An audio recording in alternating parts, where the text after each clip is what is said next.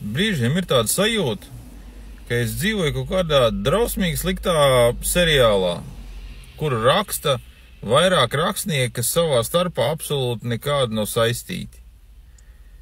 Es atteicos skatīties ziņas vispār pa televizoru kā tādu brīdī, kad visiem sāk stāstīt par to, kā mēs visi nomirsim no Covid.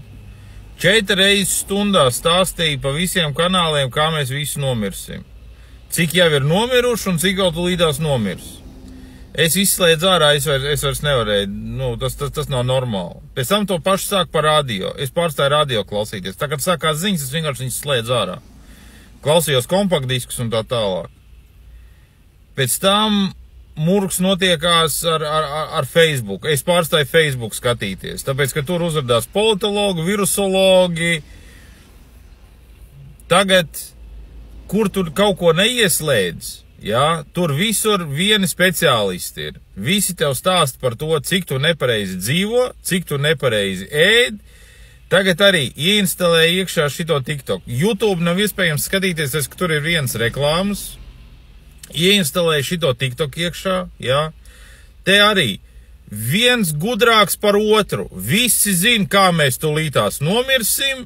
Visi tulīt var pateikt, kā no sākuma visi pateica, ka tulītās nāks visi iekšā mums pār robežai un ka mums ir jālien iekšā alās. Pēc tam stāsta to, kā mēs visi tulītās nomirsim, tāpēc, ka mēs visi ēdām mikroplasmas. Idrīt vai kociņi ir ārā. To mikroplasmas katru dienu zobus tīri. Labi, fiks ņim. Pēc tam sāks no visām pusēm stāstīt par to, kā šitais komēta 32. gadā nokritīs un mēs visi nomirsim. Tagad karš un komēta vairs nav aktuāli, tagad aktuāli ir tas, kā mēs visi nomirsim, tāpēc, ka mēs esam sapotējušies.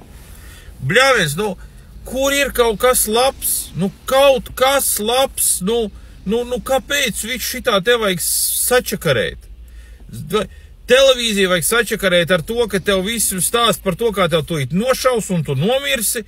Internetā viss sāk stāstīt par to, kā tu nomirsi, tāpēc, ka tu visu dari ne tā un visi grib tevi nogalināt.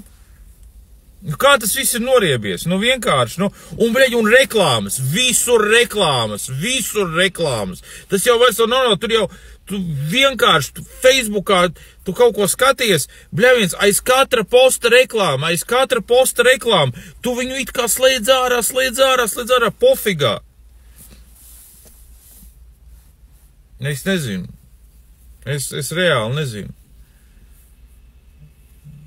Nav iespējams vispār vairāk neko ieslēgt, neko izlasīt, lai tev nepastāstītu, kā mēs tūlīt visu nomirsim, un ja mēs nenomirsim paši, kā mums tūlītās atnāks un visu nogalinās. Un pa kādu veselību var iet runa? Pa kādu veselību? Tu vienā stresā visu laiku apkārt. Nē, kaut kāds murgs. Šorīt arī kaut kāds apmācies un uz ledus lietus slīst virsū, viss slidens vēl. Kaut kāds tāds man noskaņojums šorīt no rītiem. Tas, lai paliek, lai man ir pēc tam ko atcerēties, tā kā es smiešos.